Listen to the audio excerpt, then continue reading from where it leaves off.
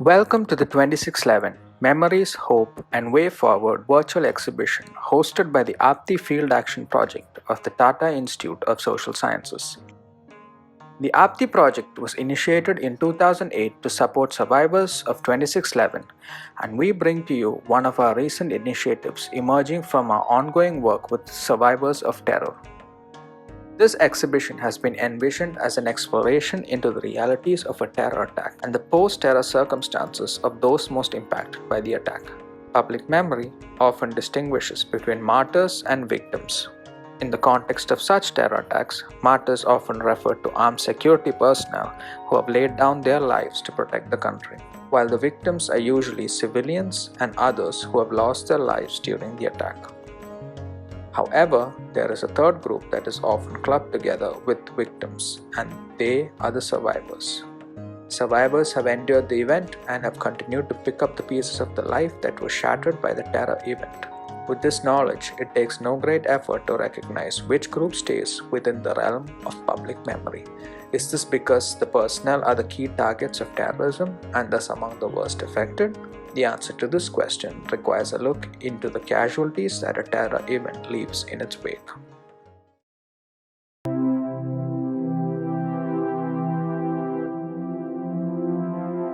The key aspect to be viewed here are the losses due to terror events in the South Asian region. South Asian region, which India is a part of, accounts for the second largest number of terrorism-related losses in the past decade.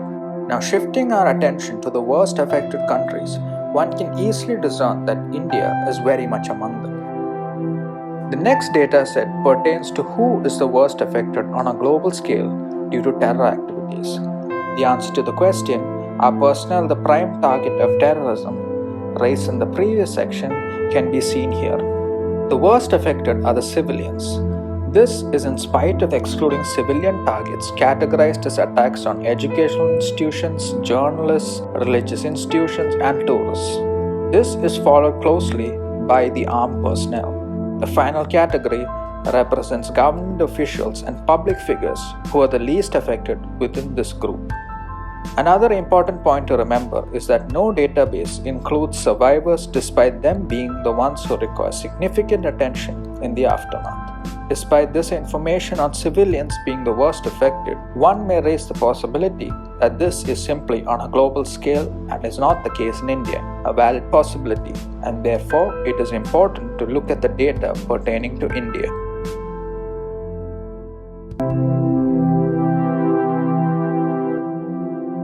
If we turn our attention towards the state of India, it can be seen that outside of conflict-prone areas in India, 73 terror attacks have taken place across India in the 21st century. A key takeaway from this is that Maharashtra has suffered around 17 incidents and 11 of these have taken place in Mumbai, which suggests that the city has been a recurring target for terror groups given its position as the financial capital of the Indian nation. In the case of casualty trends, the reality is the same. Civilians bear the brunt of the attacks, significantly so compared to the global scenario. Across a yearly division from the period of 2010 to 2018, civilians were disproportionately impacted by terror events. In the light of this reality, it becomes important to explore and understand the plight of survivors in the aftermath of an event. The 2611 Mumbai attacks have garnered great attention over the years, and thus would be a prime example to showcase the post-event lives of those who have been its targets.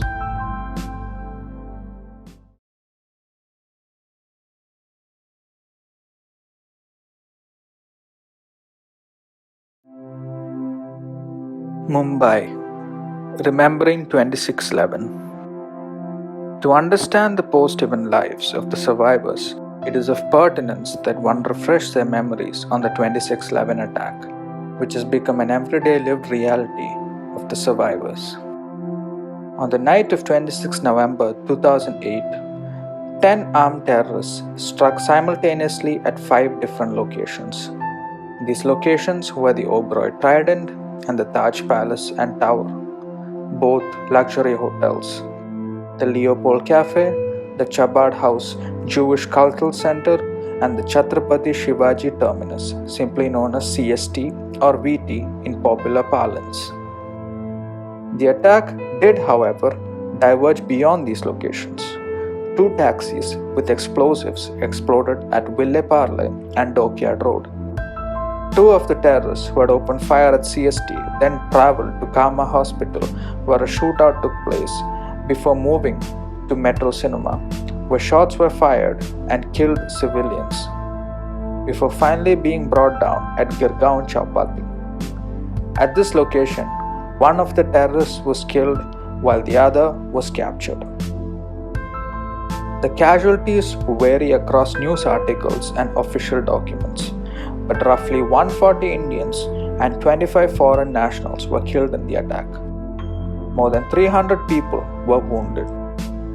The attack turned into a 3-day siege that closed out after the Mumbai police and the armed forces captured 1 alive and killed 9 terrorists. The devastating effects of the attack continue to ripple across time to this day. But along with the pain came solidarity. In the wake of the attack, tributes came pouring in, expressing support to those that have been hurt, and these tributes and memorials continue to pop up every year on the anniversary of the event. But who is prominently remembered in these tributes? Why and what implication does it carry? Needs to be explored, and the next poster serves to enlighten us on this.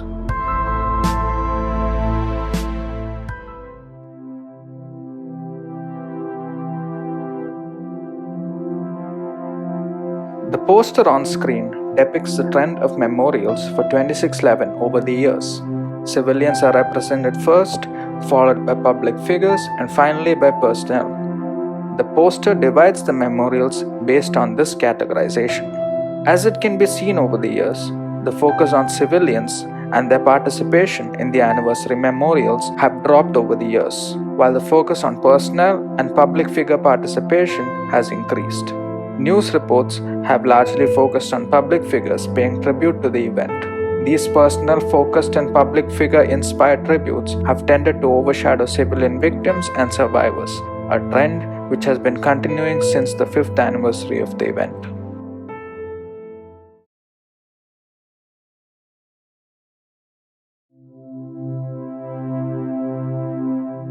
The current poster on display brings to attention the memorials that were conducted for terror attacks that have taken place in 21st century India.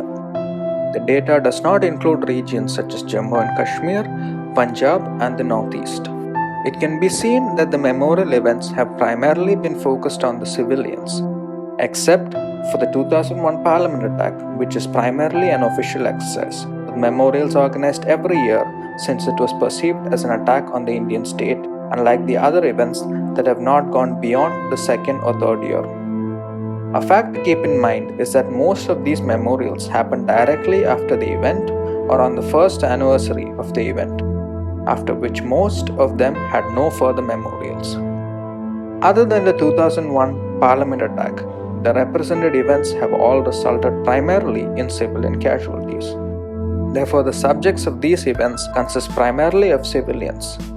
But the 2001 Parliament attack has had so many anniversary events that have been dedicated to personnel, receiving attention from politicians, personnel, and family members of the deceased.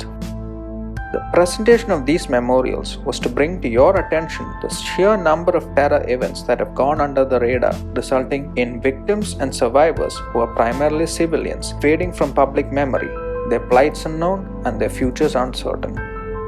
The list is also not exhaustive, as several other attacks have occurred within India, but have failed to register firmly in public memory for even a memorial. To be illuminated on the circumstances of the survivors after 2611, there are no voices better than those of the ones who have endured.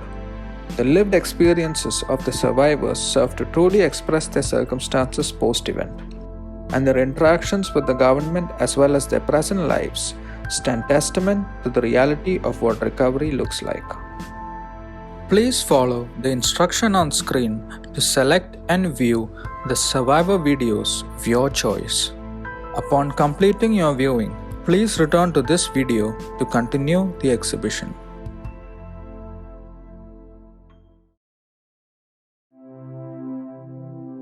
In the international sphere, it is a declaration of basic principles of justice for victims of crime and abuse of power, 1985, that serves as a template for countries to develop their laws and legislation to promote compassionate and dignified treatment of victims of crime and aid their access to justice.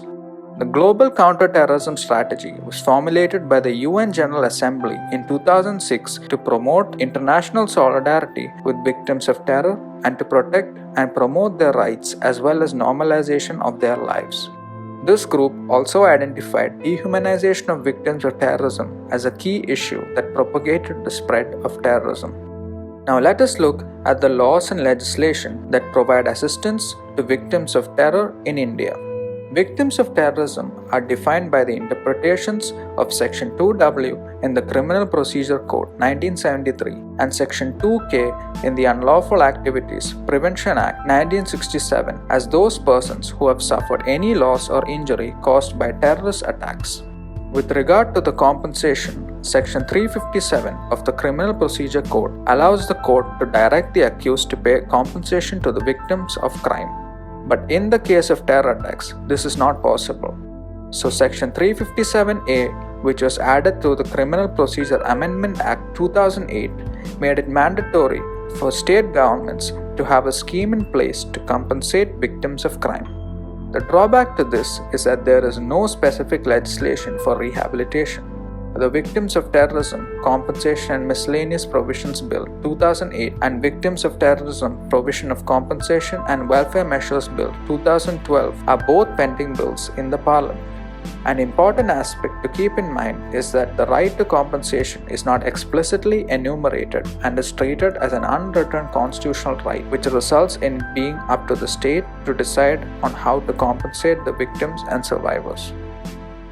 The Central Scheme for Assistance to Civilian Victims of Terrorist, Communal, Left-Wing Extremist, Cross-Border Firing and Mine Blasts on Indian territory is a scheme for compensation for victims and survivors of violent attacks.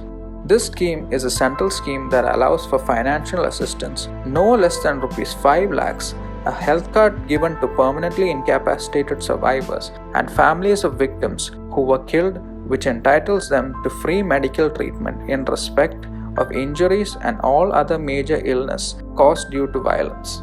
There is also a provision to provide health care for those below the poverty line under the Rashtriya Arogya Nidhi scheme. This scheme gives financial assistance to patients below the poverty line and are suffering from life-threatening diseases to receive medical treatment at any of the super specialty hospitals or institutes or other government hospitals. ASSIST is a project by the National Foundation for Communal Harmony to provide financial assistance for children who have become orphans or are destitute due to the loss of the adult breadwinner. Another welfare scheme allows for one seat each from 2 select medical colleges to be set apart for the kin of victims of terrorism. States have separate state victim compensation schemes as well as a result of Section 357A. The eligibility to receive aid varies across states. Though there seem to be enough safeguards, the central and state schemes are application-based and have a limitation period. The central scheme has a limitation period of up to 3 years, while state schemes vary from 6 months to 3 years depending on the state. The eligibility for compensation and the amount is determined by state or district legal authorities, and this often leads to inadequate financial assistance or the outright rejection of applications citing lack of eligibility. There are also delays in receiving compensation, which is quite detrimental to the survivors. Another aspect to keep in mind is that financial assistance varies across individuals despite having similar losses due to the final call being at the discretion of state or district legal authorities. Last but not the least, state victim compensation schemes have varied criteria and amounts of financial assistance depending on the state, which leads to lives being valued differently across states. The only common thread is that people's lives are undervalued across the states. All these point to a need to provide for a more comprehensive approach towards recovery that would allow for survivors to emerge stronger in the aftermath of such events. the approaches taken by public funded universities such as the Tata Institute of Social Sciences can help serve as a template for this. Your presence at the virtual exhibition reassures us that many identify with the cause and do our best to make a difference. From our experience, we realize that working towards holistic recovery of terror survivors can never be achieved in silos. Hence, we reach out to you to join us in this endeavor, especially in bringing together the survivors spread across the country to join hands with us. We request you to extend a minute of yours in filling out your suggestions, reflections, and possible contribution. We sincerely appreciate and look forward to your continued engagement. The link for the form is in the description below.